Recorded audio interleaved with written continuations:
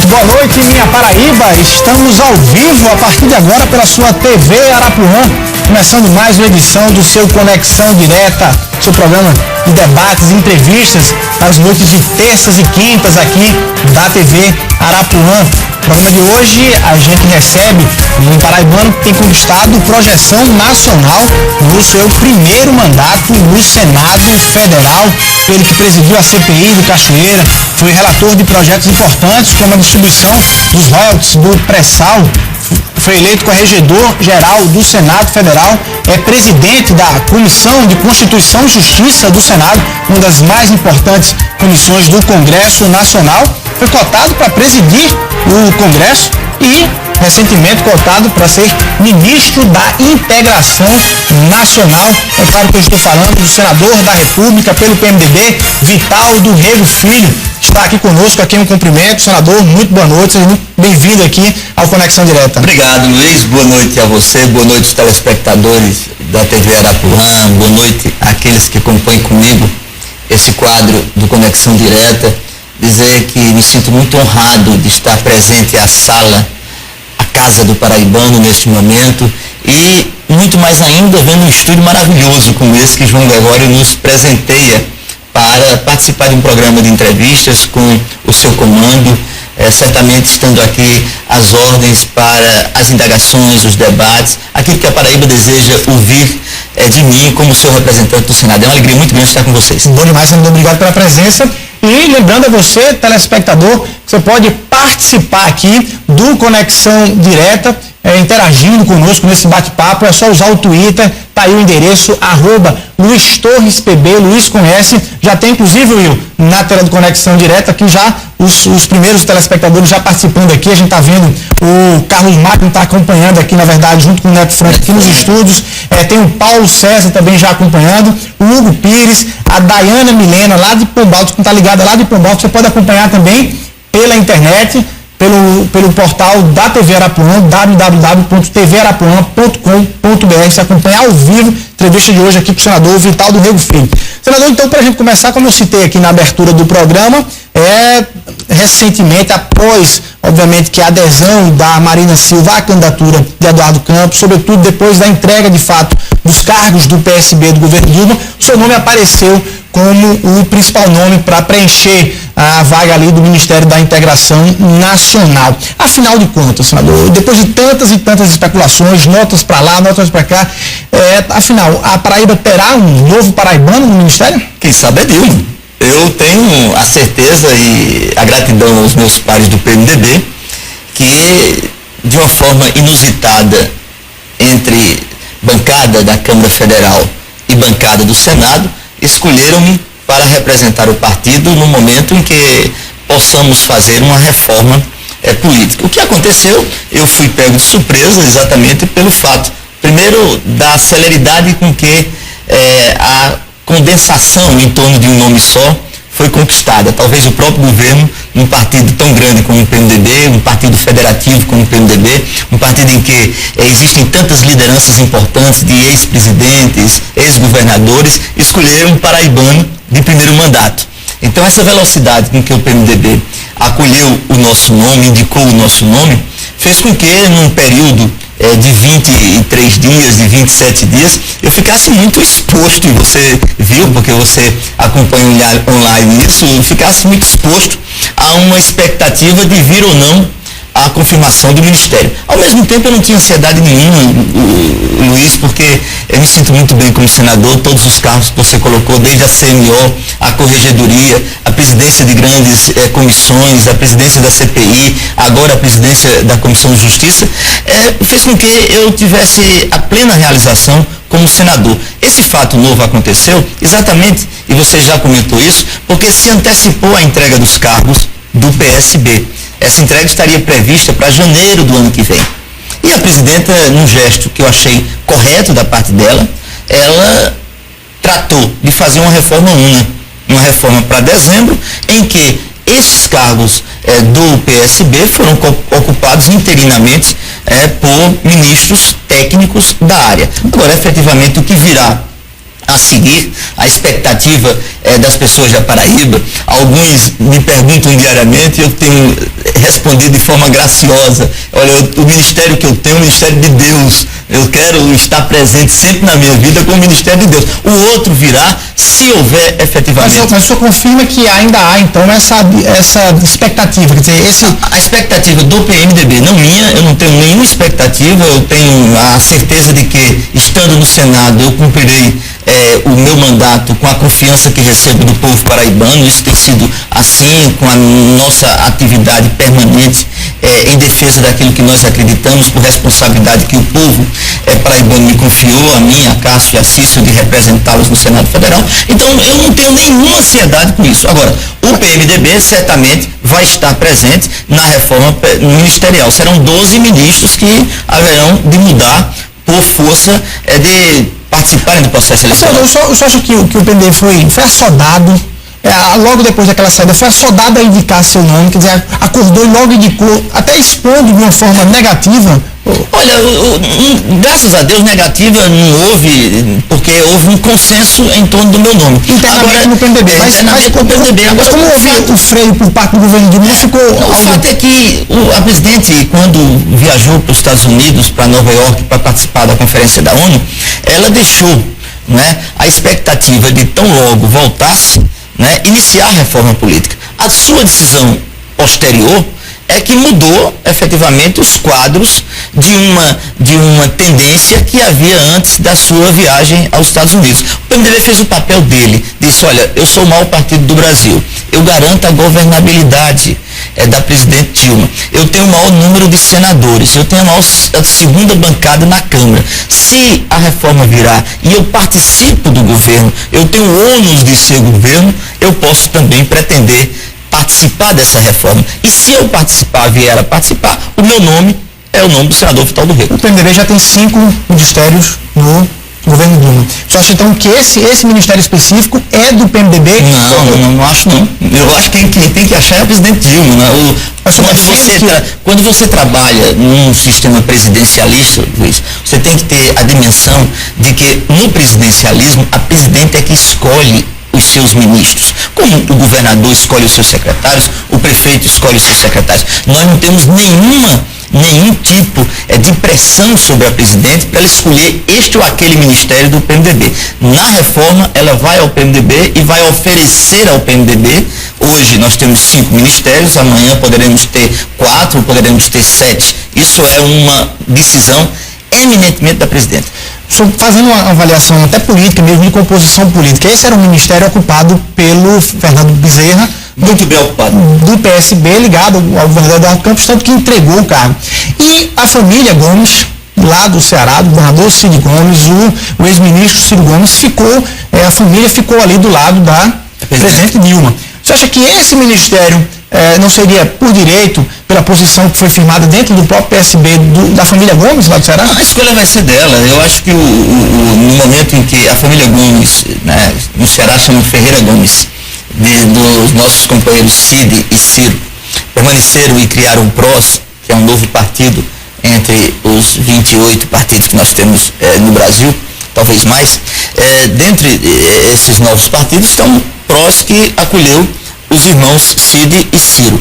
E eles também têm um espaço no governo, que é a Secretaria de Portos. Mas eu repito o que eu disse: quando você está no sistema presidencialista, quem escolhe os seus secretários, os seus ministros, é a presidenta, é o presidente da República. Nós do PMDB não vamos apontar este ou aquele ministério. Nós vamos participar ou não da formação desse novo governo, que é um governo, digamos, para um período de um ano, que é um ano coincidentemente eleitoral. O senhor acha que o PMDB pede mais do que deveria pedir e tem o receio de passar para a população a impressão e a sensação de que enfim, muito voraz pelos cargos? Como é que o PMDB está lá essa imagem? Eu acho que a imagem que passa é setores da mídia que não tem muito interesse, né, na verdade dos fatos, quando eles devem ser interpretados pela opinião pública de uma forma muito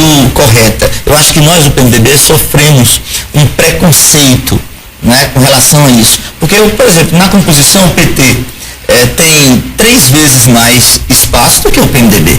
Né? Enquanto o PT, por exemplo, enquanto o PMDB passa a ser classificado, entre aspas. E quem garante, repito, quero me repetir, quem garante a governabilidade desse governo, do governo da nossa presidente Dilma, é o PMDB. As grandes vitórias estão na mão ou foram conduzidas pelo PMDB. O PMDB tem as duas presidências da casa, Luiz. Não se faz presidente de Câmara nem de Senado porque eu quero, não é porque eu estou lá pela força do povo. O PMDB é o maior partido do Brasil, maior número de deputados estaduais, maior número de prefeitos, maior número de vereadores. Agora sofre efetivamente um estigma que ao longo do tempo nós estamos diminuindo. Hoje somos o segundo partido em simpatia nacional. Quer dizer, é um estigma com relação a alguns setores da mídia nacional, mas o povo gosta do PMDB. Aqui na Paraíba, o PMDB é uma legenda, a maior legenda, né? O maior recall, né, em termos de partido é o PMDB. Então eu tenho absoluta convicção de que esse é um assunto, né, para virarmos essa página, esse é um assunto que o PMDB vai cuidar. Ok, vamos debater um pouco sobre o PMDB daqui da Paraíba também. Deixa eu só abraçar mais telespectadores que estão aqui no Twitter, participando aqui da entrevista com o senador Vital do Rego. Tá aí a Lúcia de Fátima, que tá ligado na entrevista com o senador Vital, tá lá em Tambaúzinho. Um abraço para todos de Tambaúzinho aqui em João Pessoa. Tem a Adriana Angel também acompanhando aqui. O Antenor João está dizendo, nota 1000, é minha nota, conexão direta, muito obrigado, Antenor. O pessoal do Recordar Faz Bem também acompanhando, a Dayana, que a gente já citou, o Hugo Pires, que a gente já citou, a Dalberto Ferrari, olha só, senador, quantidade de telespectadores aqui acompanhando ao vivo o Conexão Direto. O Almir Lacerda, já ligado no Conexão, obrigado. E o vereador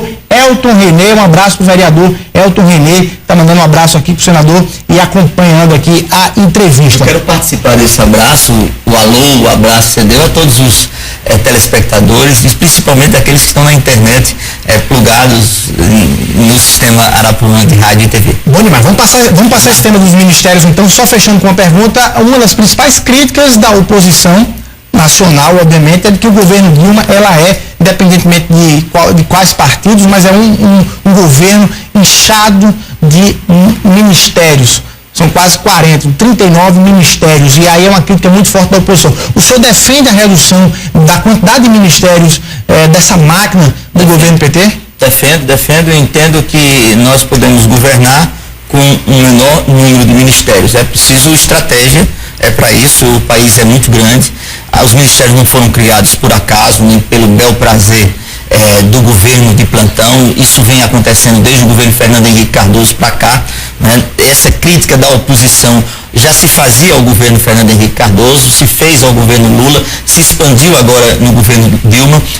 Nós podemos, com estratégia de governança objetiva, clara e competente, diminuir o número de ministérios e governar melhor. Bom demais. Quem faz e que sustenta essas críticas, uma das lideranças políticas, é o senador Cássio Cunha Lima, aqui da Paraíba, que tem uma representatividade na bancada de oposição lá no Senado. Qual é a sua relação, senador Vital? O senhor que tem aí, do ponto de vista político, não está no mesmo campo do senador Cássio lá em Brasília, não está no mesmo campo do senador Cássio aqui na Paraíba. Qual é a sua relação do senador Vital com o senador Cássio lá no Congresso Nacional? Muito boa, uma relação de homens maduros que entendem a importância do Senado e a representação que exercem e que constroem dia a dia um tipo de comportamento para o Estado que é enaltecido por todos. Nós temos uma relação extremamente... Aliás, ele tem votado no senhor, né? Extremamente amistosa. Ele brinca muito comigo quando votei você para corregedor. Tá? Nós temos uma relação extremamente amistosa, porque nós nos respeitamos. Eu sei que ele foi o grande fiador do governo que está aí, ele foi o grande avalista desse governo que está aí, ele é responsável, e esse é um dos grandes desafios para ele, por esse governo ou desgoverno que está aí, mas eu respeito muito como ele me respeita na condição de antagônicos em determinadas correntes ou áreas políticas. E posso dizer que o trabalho desenvolvido pelo senador Cássio é um extraordinário trabalho, como o trabalho desenvolvido pelo senador Cícero também. A nossa bancada da Paraíba, dá pra sonhar, ontem ela esteve assim, mais uma vez unida, quando defendeu, por exemplo, a não redução dos nossos deputados federais, da nossa representatividade. O Senado aprovou a lei que mantém ou que derruba a decisão do Tribunal Superior Eleitoral. Foi um dos momentos em que houve a unidade, porque todos os momentos em que nós somos chamados a trabalhar juntos. Aqui, quando eu trouxe o pessoal da Transnordestina, lá estava Cássio e Cícero comigo, porque nós entendemos que somos representantes do Estado. E essa representação do Estado, Luiz, é muito importante. A gente pode sonhar e dizer que a Paraíba já está começando a fugir daquele cenário em que as disputas políticas locais acabavam impedindo uma unidade de ação lá em Brasília? Elas não podem vitimar a unidade de ação. As disputas políticas não podem vitimar qualquer unidade de ação, porque nós vamos ser, a curto, médio ou longo prazo, cobrados por isso. Então, os representantes do povo são os deputados que vão lá e estão dentro de uma bancada heterogênea, porque representam partidos políticos diferentes. Nós somos representantes do Estado. E em nome do Estado, não temos bandeira política partidária, senão aquela bandeira bonita, maravilhosa, que é o Nego da Paraíba. Bom demais. Essa relação, e aí específico do senador Cássio Cunha Lima, esse avanço na relação, essa relação de, não só de afabilidade, mas também de parceria em nome da Paraíba, lá em Brasília, ela pode ser transferida, estendida para algum debate político aqui na Paraíba? Eu não acredito. Nós estamos muito distantes. Eu não acredito em que pese toda essa relação. Eu não acredito. O Cássio tem um compromisso com a Aécio, né? Que é um compromisso do seu partido, do PSDB. Hoje, repito, o Cássio participa do governo atual e dentro dessas distâncias nós temos um candidato, o Vené está em campanha e graças a Deus a campanha cresce a cada dia. Eu não quero falar sobre esses fatos, primeiro que não me pertence, a decisão é do senador Cássio e é do seu partido, né? E nós temos um candidato, graças a Deus temos unidade em torno dele, temos um trabalho que está sendo feito, né? Nós saímos recentemente de menos da metade do conhecimento, o Vené tinha menos da metade do conhecimento da Paraíba, quer dizer, um candidato que tem uma curva de crescimento maravilhosa, é assim que se interpretam as pesquisas a um ano da eleição, e o PMDB está muito tranquilo. Agora, nós não podemos ficar alimentando possibilidades e especulações quando temos um grande caminho pela frente. Eu ia perguntar exatamente isso. Você acha que a presença do senador Cássio Cunha Lima nessa disputa ao governo do Estado atrapalharia os planos do PMDB? Alguns acham que atrapalha. No meu caso, eu penso até que isso poderia até ajudar, porque nós temos o quê? A Paraíba é sempre dividida na metade, né? Isso foi historicamente. Você é um analista político, embora jovem, mas os senhores não sabem, eu conheço os dois desde o Jornal da Paraíba, quando ele estava começando, né? Então você tem dois lados. De um lado o PMDB, e aí ressalta-se a figura da liderança do governador Zé Maranhão, que nos últimos 20 anos coordenou e comandou o partido. Do outro lado, o ex-governador e hoje senador Cássio Cunha Lima. Quem entrou no meio desse processo, no momento em que Cássio passou a apoiar a candidatura de Ricardo, foi o governador Ricardo Coutinho. Mas a Paraíba continuará. Nós não perdemos, né, o nosso espaço, o PMDB, porque somos a oposição ao governo atual. O governo do Estado tem todo o direito de ter o governador como candidato à reeleição. E se eventualmente o ex-governador Cássio e o atual senador colocasse o nome em jogo, a fonte é essa daqui, não será essa que alimenta historicamente. A oposição, a genuína oposição seria o PMDB. Eu não reivindico não, Luiz. A população sabe que nós somos a oposição. Maranhão fez a oposição, quer dizer, desde o primeiro momento em que o governador Cássio passou, o governador Ricardo passou a assumir o governo. Senador, o senhor é professor em Direito Eleitoral. Sim. É isso?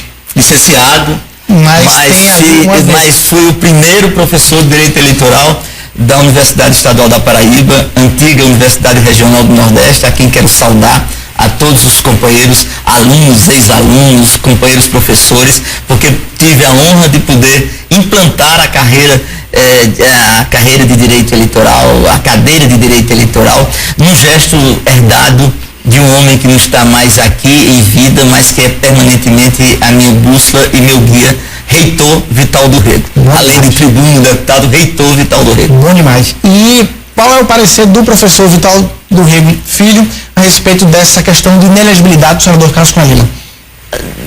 Eu já conversei com vários, e seria hipócrita, e eu não sou, ou querer me escafeder de alguma resposta, de alguma pergunta mais delicada da sua parte, você deve fazê-lo sempre, para dizer que não conheço da questão e não já, de certa forma, vivi, né, esse processo, tá certo? Porque na condição de professor de direito eleitoral a gente conhece a lei das inelegibilidades e a lei do ficha limpa.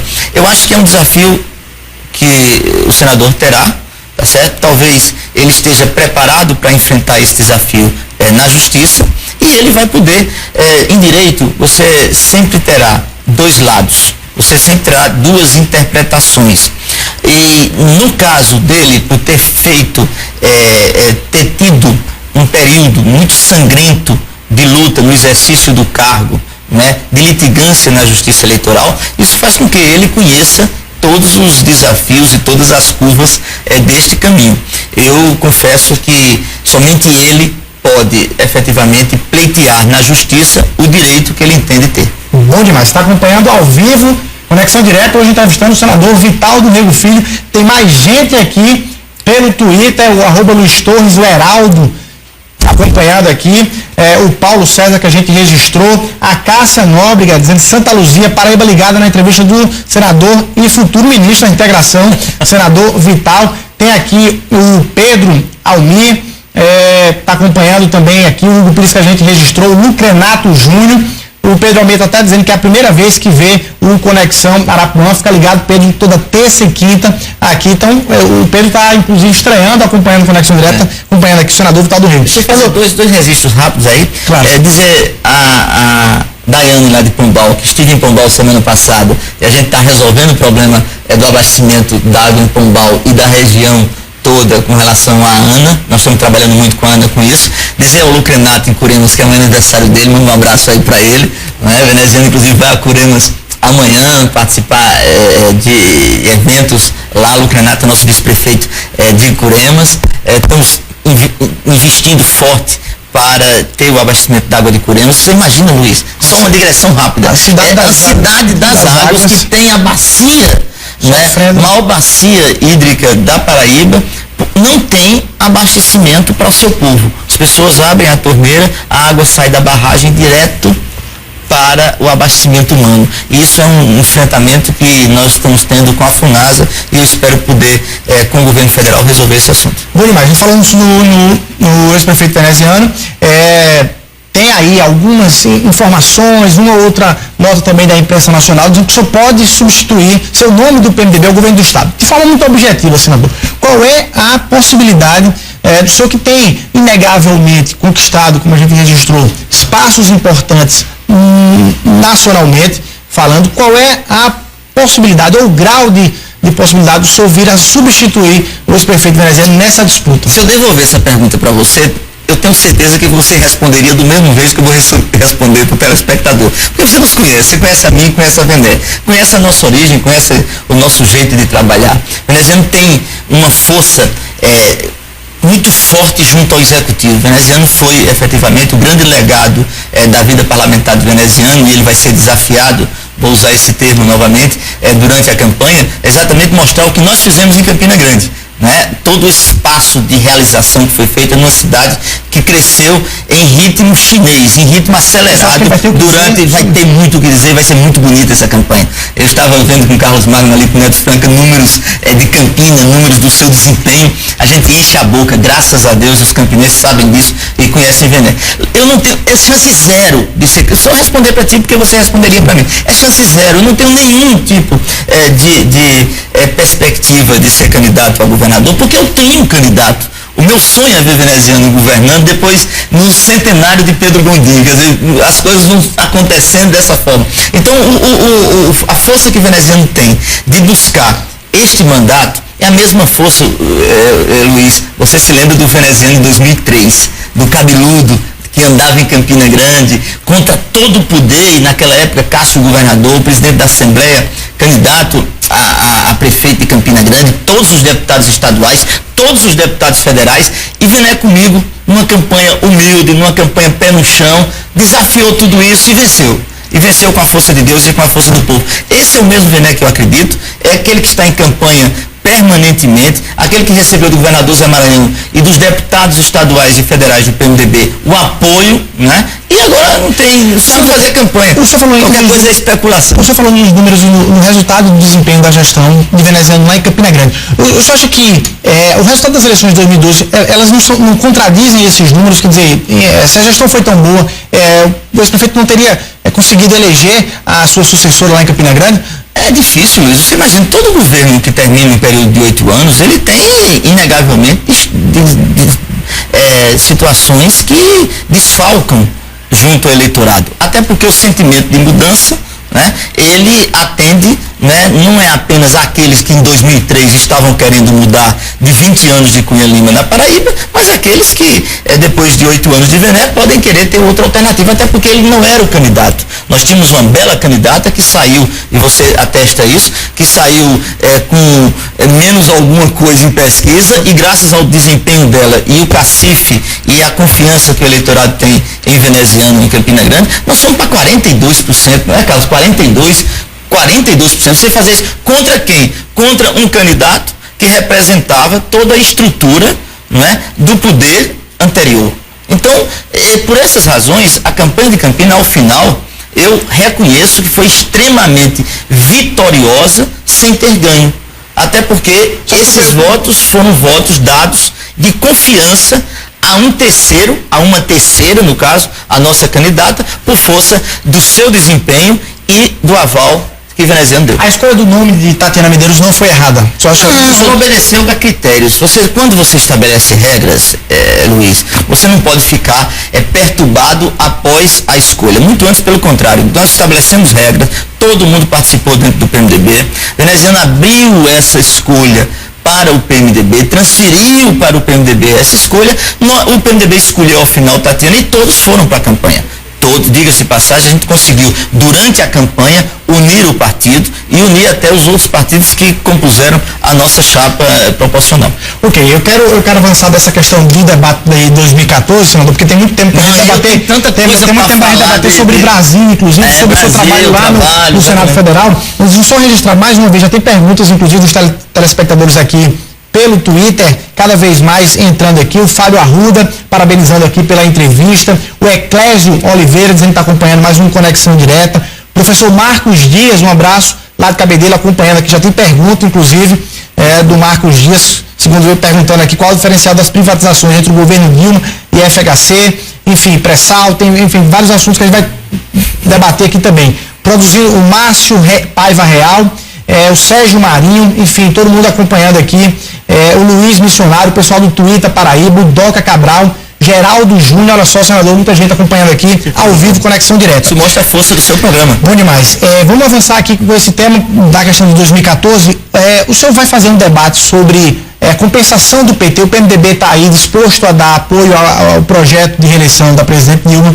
E nos estados, o PMDB vai cobrar que o PT seja recíproco nesse apoio e vai cobrar esse apoio a veneziano aqui na Paraíba, porque até agora o PT, primeiro, não se manifestou em relação a veneziano. Não há um petista ou poucos que dizem que veneziano é de fato candidato. E o partido está nesse blocão com o ministro Aguinaldo Ribeiro, que também é um nome que vem lá de Brasília, também cotado. Afinal de contas, o PT só vai cobrar essa compensação e o PT fica com o ministro Aguinaldo ou fica com o ex-prefeito veneziano? O PT não vai ser cobrado por nós por nenhuma compensação, até porque nós estamos convocando o PMDB para em março fazer uma pré-convenção.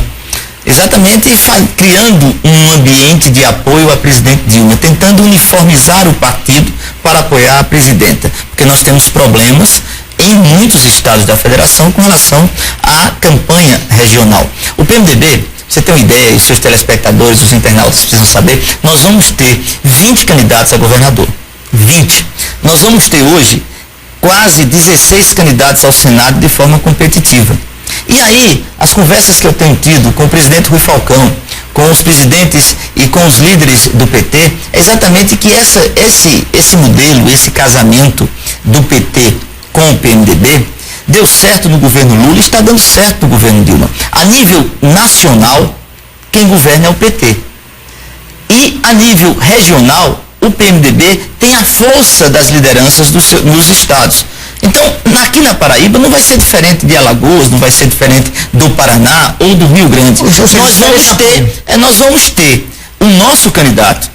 O nosso candidato não entra impondo nada. Veneziano em nenhum momento, e você acompanha isso, Veneziano em nenhum momento se colocou como o único a receber os apoios. Veneziano coloca o seu nome pelo PMDB. Aí pelo PMDB nós colocamos. E nós temos direito de colocar, porque é o partido, através do governador Zé Maranhão, que foi o primeiro a lançar Veneziano. Agora, se o PT entender que essa aliança nacional, que nós reproduzimos em torno dele, em torno da presidenta, ela terá o espelho, digamos assim, nos estados, certamente nós vamos formar uma bela aliança regional, né, em que todos devem trabalhar pensando na eleição da presidente Dilma, porque nós pensamos assim, o PMDB pensa assim, e vamos consolidar isso na pré-convenção que vamos fazer em março, pensando na eleição da presidente Dilma, que deve ser o ponto, né, de partida, ou o ponto de chegada, melhor dizendo, da eleição nacional. Então eu tenho absoluta certeza, não vai haver nenhum tipo de cobrança, nenhum tipo de ação. Nós estamos absolutamente tranquilos com relação a isso, até porque nós conhecemos, Luiz, o nosso potencial. Nós sabemos o nosso potencial, nós entendemos que nós temos a condição de poder representar essa fatia aqui que eu te falei do eleitorado, e vai ter um belo candidato. Acho que o PMDB não pode ser driblado, eu ia falar traído, mas não é traído, mas driblado pelo governo Dilma, fazendo com que o partido apoie o ministro Aguinaldo Ribeiro aqui na Paraíba? Olha, se vier a apoiar o ministro Aguinaldo Ribeiro, o PT tem todo o direito de fazê-lo, ninguém está discutindo isso. Nós temos também, em determinadas situações, nós vamos ter decisões regionais que podem não agradar o PT em outros estados da federação. Por isso que a pré-convenção de março é importante, para que a gente defina as regras do jogo. Eu tenho me reunido todas as segundas-feiras com o presidente Michel Temer, que é o nosso mentor da aliança, que é o nosso homem para a conversa, o nosso embaixador dessa aliança. Tenho me reunido com as lideranças no Senado e na Câmara permanentemente, né? E sabemos, né, o que podemos fazer para que essa aliança dê certo. Não será por falta do PMDB, ou digo, do PMDB da Paraíba, porque o PMDB da Paraíba é um partido, Luiz, que precisa ser visto por todos como o primeiro partido. Roberto Paulino foi o primeiro governador a apoiar Lula. Zé Maranhão foi responsável por todas as eleições do presidente Lula. Roberto rachou, e Zé Maranhão rachou com o presidente Fernando Henrique Cardoso para apoiar Lula. Então, essa nossa história, os vices que nós fizemos do PT, o nosso prefeito da capital foi um vice do PT na chapa de Zé Maranhão. Então nós temos uma história com o PT. Não serão algumas notícias que saem meio travessas que haverão de modificar uma bela história que nós temos com o Partido dos Trabalhadores da Paraíba. Senador, falando sobre o PMDB da Paraíba que o senhor registrou aí, eu queria que a sua leitura, que o senhor faça a leitura para a gente aqui, no Conexão Direta, sobre a situação do partido aqui na Paraíba. O senhor acha que o partido está se esfacelando, perdeu 2 deputados federais, perdeu o Wilson Filho, perdeu o Benjamin Maranhão, perdeu na Assembleia Legislativa Doda de Tião, perdeu Iraí Lucena, perdeu o Wilson Braga, o PMDB perdeu o ex-senador Wilson Santiago, o partido encontra essa dificuldade de se construir aqui na Paraíba. Como é que o senhor faz essa leitura? Luiz, uma leitura muito tranquila, acomodação. O PMDB na Paraíba saiu de uma eleição em que ele era o governador, o governante. Zé Maranhão era o governador. Então quem é governador tem por si só, né, elementos de atração muito maior do que a oposição.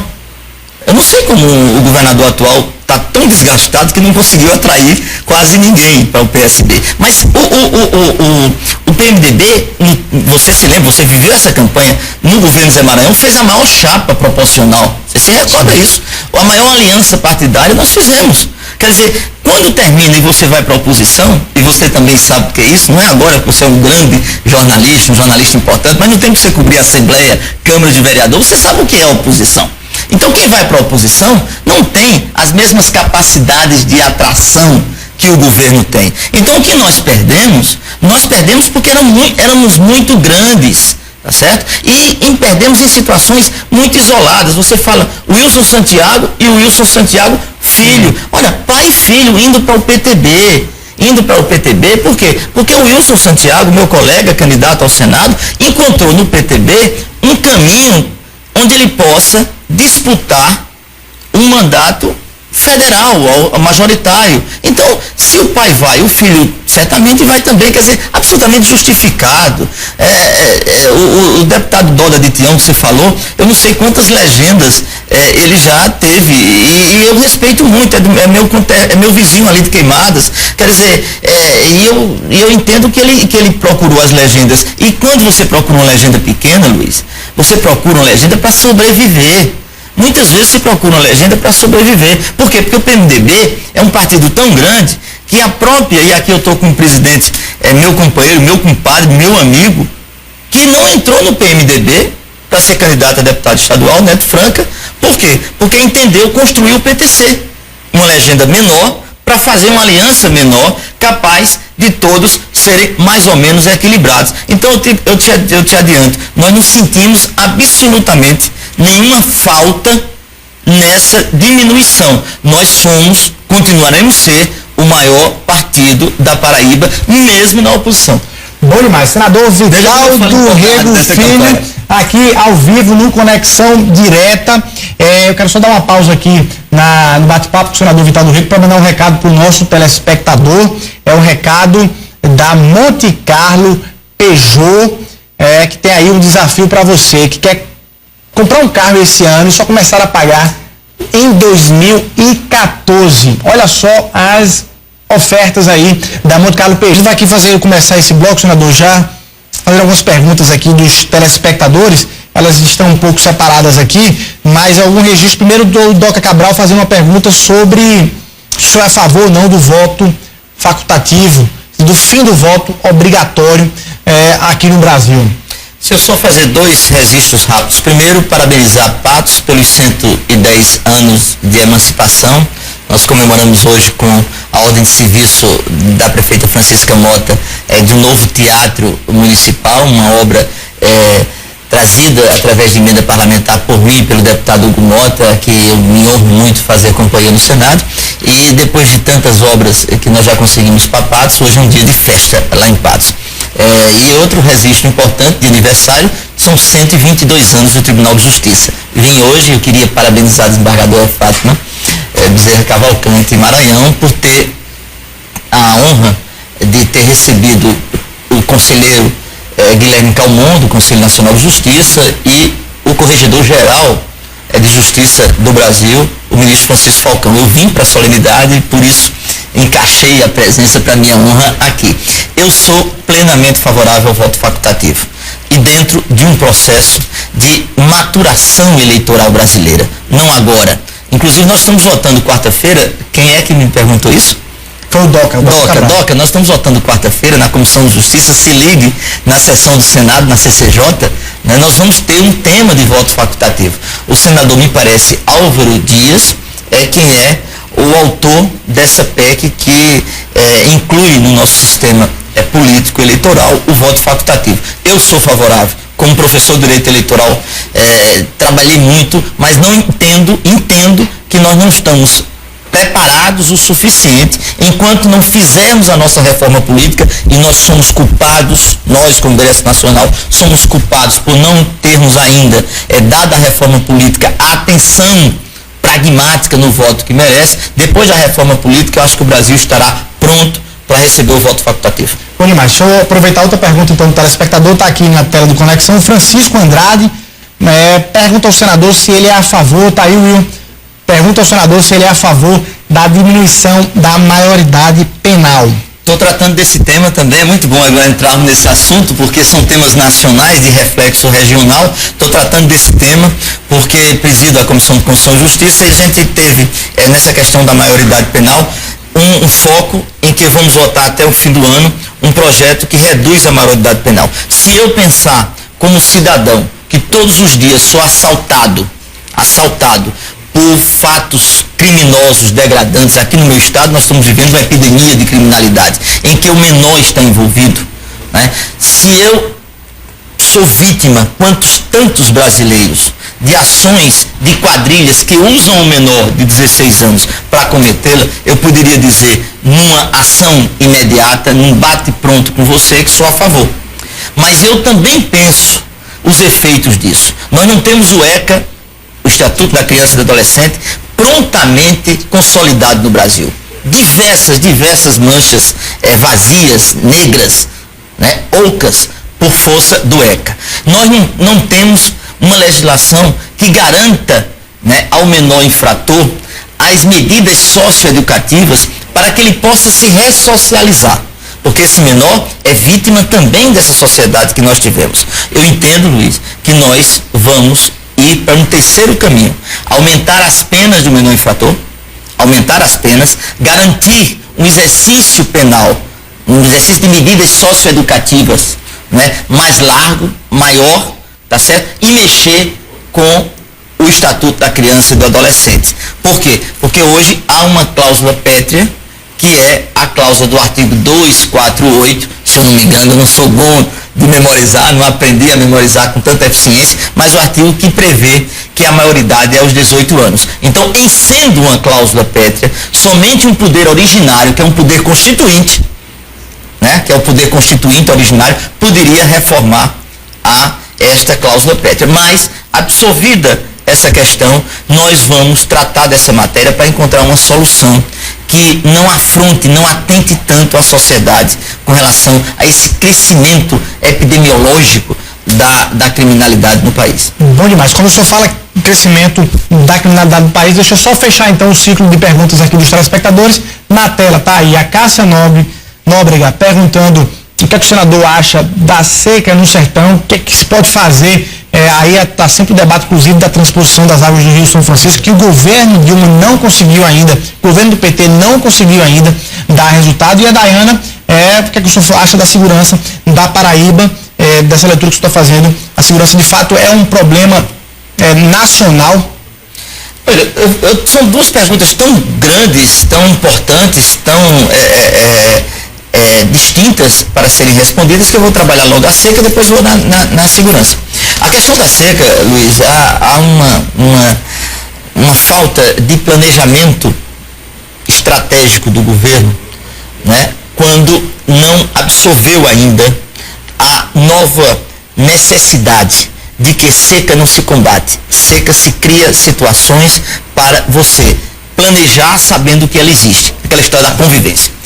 O governo do presidente Lula, num gesto ousado, como ele só, decidiu retirar do papel um secular projeto que estava engavetado nos escaninhos do Palácio do Planalto, que é o projeto de integração de bacias. Não é transposição, porque você não pode tirar o rio de um lugar para outro, é integração de bacias. Esse projeto eu estudo muito porque eu sou presidente da comissão que fiscaliza essa obra. Essa obra tem 48% já pronta, está com 2 anos. Está com 2 anos de atraso de sua conclusão.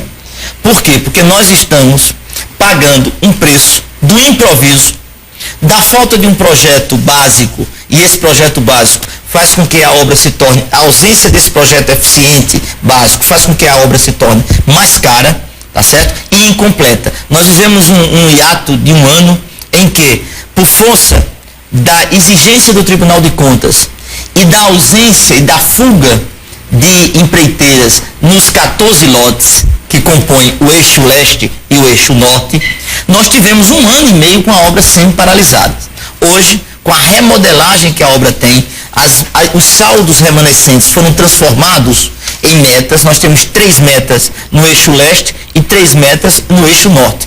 Todas as metas passarão a ter contratos e ordem de serviço já em exercício, em vigor. Apenas uma meta que nos interessa muito, que é a meta do eixo leste, que começa em Monteiro. Ela está ainda com o último grau de recurso. Nós vamos ter a condição de iniciar a obra talvez no próximo mês, segundo o ministro interino da Integração nos falava agora há pouco, que eu cobro isso do Ministério da Integração, e essa é a grande obra, digamos assim, de infraestrutura. Mas Daiane me perguntou o que fazer com a seca atual. Isso. Nós estamos vivendo uma situação de emergência hídrica na Paraíba nunca vista nos últimos 50 anos. E aí as medidas, elas ou são paliativas, que é o famoso carro-pipa, que o governo federal banca para com o convênio com o governo do Estado, para a execução do governo do Estado, ou são os sistemas simplificados de perfuração de poços? Nós estamos numa situação em que temos que tapar os buracos e garantir, pelo menos, a manutenção da vida animal.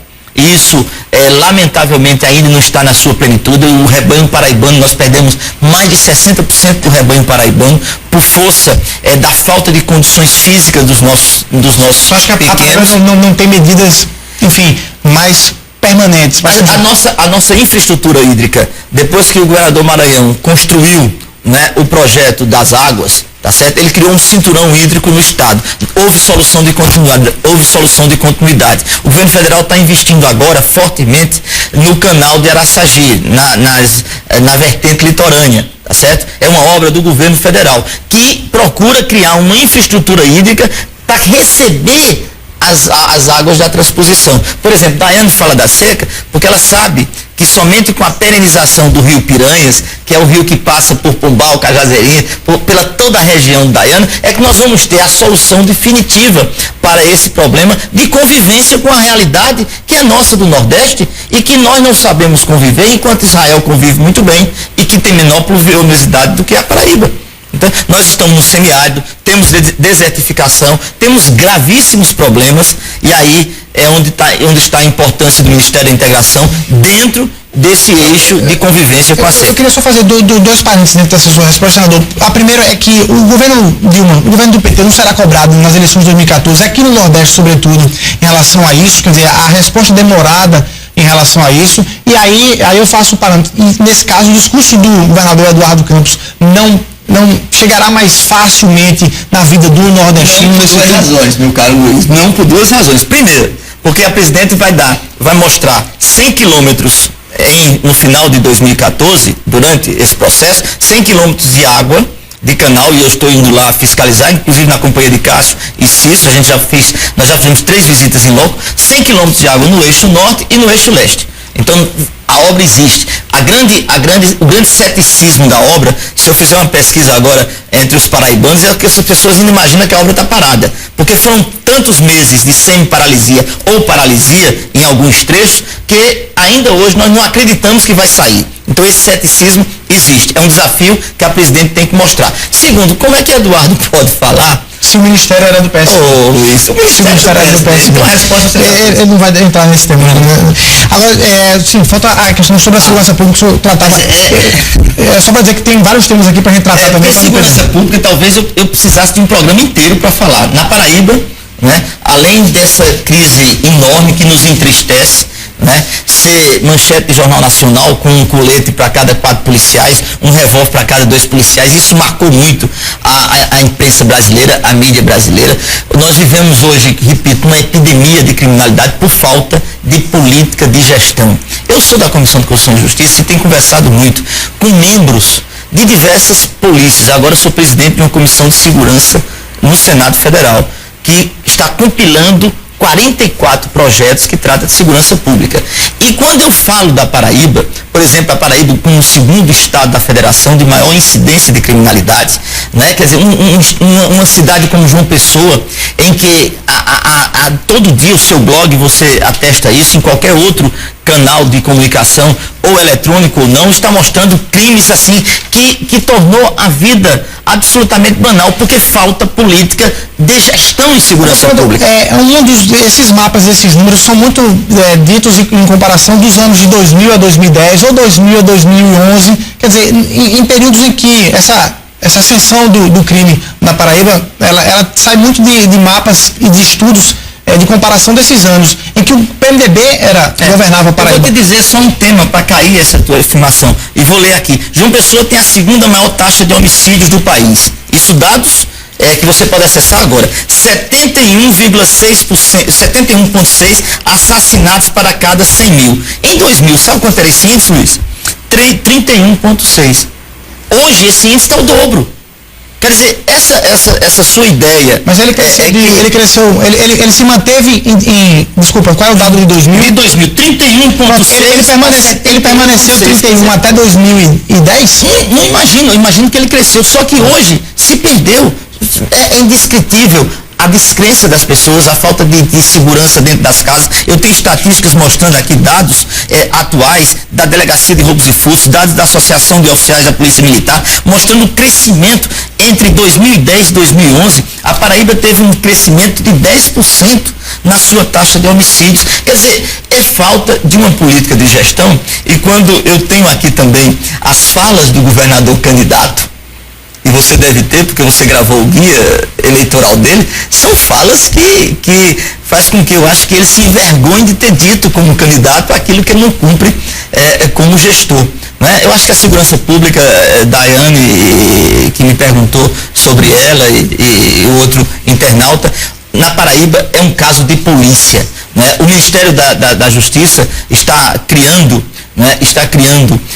situações com o governo da Paraíba para ocupar mais essa situação, porque nós não temos nem policiais bem pagos. Hoje os nossos delegados são pessimamente pagos, os nossos homens da Polícia Militar são pessimamente pagos. Enquanto o governador prometia como candidato a PEC 300 na Paraíba, o governador Maranhão instituiu a PEC 300 e ele revogou o ato da Assembleia. Você se recorda disso? O presidente Dilma também, do governo que o senhor apoia, também não avançou com a questão da PEC 300. E nós vamos avançar no Congresso. Nós vamos avançar no Congresso porque entendemos... Mesmo sem o apoio da presidente Dilma. Não, vamos negociar com o governo. Nós temos que entender, o Brasil tem que entender que nós vivemos um governo, um poder tripartite. O poder legislativo é um poder que tem que ser visto. Né? E o Congresso Nacional se afirma, por exemplo, quando agora, né, criou condições para o financiamento da saúde, vinculando riquezas. Aí o senhor trata de um tema interessante, eu puxo para a questão de um projeto que o senhor foi relator e a Paraíba toda acompanhou e torceu por isso, que foi a questão da distribuição dos royalties do petróleo, do pré-sal, que o senhor fez ali aquela defesa para que estados ditos não produtores, como a Paraíba, entre outros, pudessem... Não confrontantes. Pudessem ter... Os que são ditos produtores, eles não são produtores, são confrontantes. Esse termo é mais para os estados produtores. O senhor fez essa defesa, mas aí a presidente Dilma foi lá e vetou o projeto.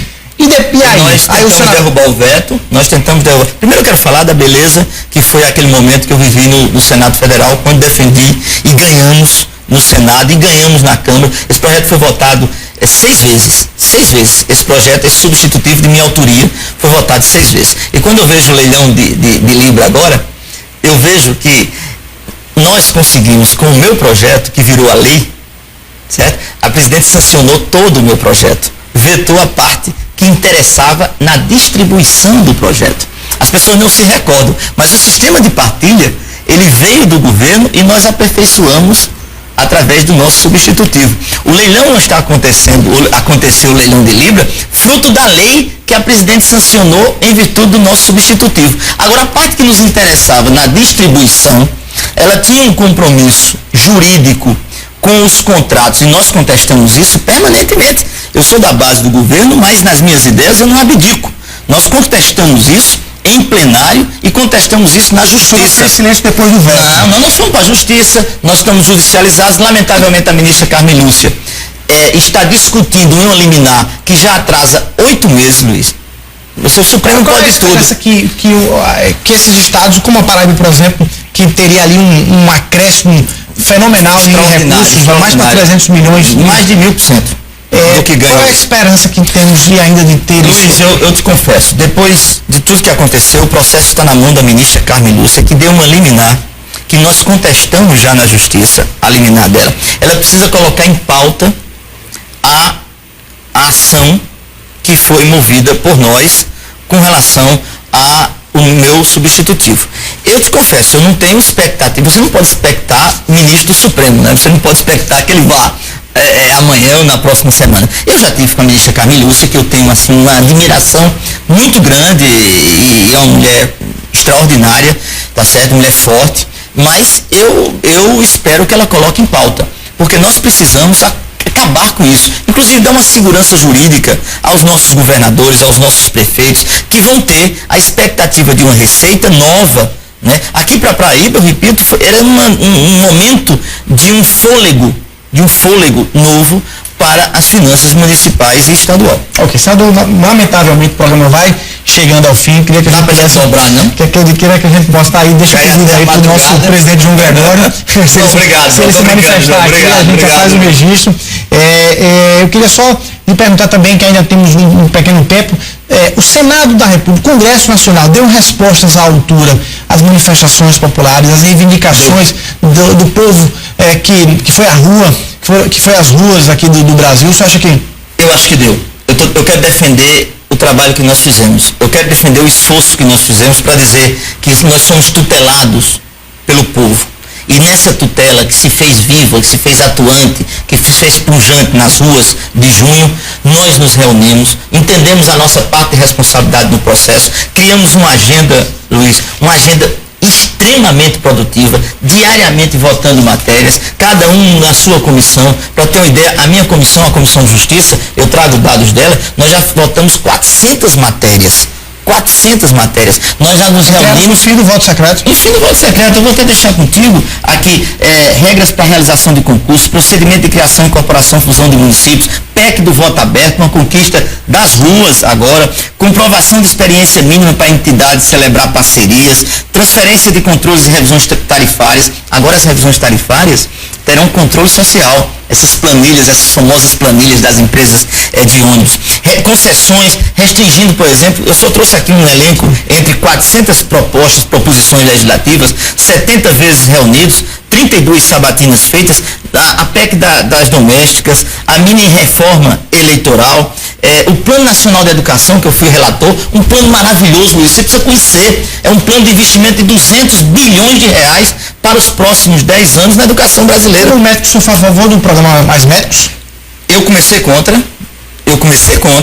porque eu sou filiado dos conselhos a quem eu tenho a honra de participar, o Conselho Federal de Medicina, o Conselho Regional de Medicina. Eu comecei contra. Ao longo do processo, nós começamos a ganhar espaço na negociação com o governo. No final, votei favorável, com a inclusão da carreira de médico de Estado, que é um projeto de minha autoria, que foi negociado e que a presidente vetou agora. E nós vamos fortalecer o nosso combate com o apoio do Conselho Federal de Medicina. E fui a favor dos conselhos durante a votação dos Mais Médicos. Tanto eu, quanto o senador Cássio, quanto o senador Cícero. A gente entende, porque todos nós votamos a favor do projeto como um todo, porque entendemos, por exemplo, na Paraíba falta 170 médicos, né? A Paraíba fechou maternidades que até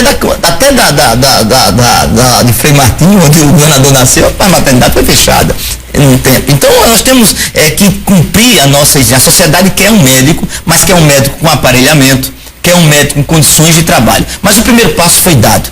O Mais Médico é um passo vigoroso para um projeto maior de assistência à saúde. Tá aí, senador Vitaldo Rego Filho, aqui no Conexão Direta ao vivo pela sua TV Arapuã. Eu queria agradecer a todos os telespectadores que acompanharam até agora essa entrevista, e foram muitos, graças a Deus, aqui acompanhando o Conexão Direta, e agradecer, claro, ao senador Vitaldo Rego pelo bate-papo aqui nessa uma hora aqui. Eu que agradeço, eu estou muito feliz em estar aqui com você, a entrevista foi maravilhosa. Eu lamento que o tempo não seja tão grande para a quantidade de assuntos que nós poderíamos abordar aqui, assuntos de interesse nacional, assuntos do interesse regional. Agora mesmo estamos adentrando, só para finalizar mesmo, a questão do endividamento de estados e municípios. Nós vamos atacar isso agora para diminuir hoje o percentual de pagamento das dívidas que angustiam os nossos prefeitos e governadores do Brasil inteiro. São temas tantos que nós poderíamos debater aqui, mas fica pelo menos meu alto convite, viu, João Gregório, para voltar ao Conexão Direta outra vez, para continuarmos esse bate-papo que foi tão prazeroso para mim. Bom demais. Senador Vitaldo Rego Filho, muito obrigado. A você o nosso abraço, obrigado pelo carinho da sua audiência, um ótimo final de semana e até terça-feira, se Deus quiser.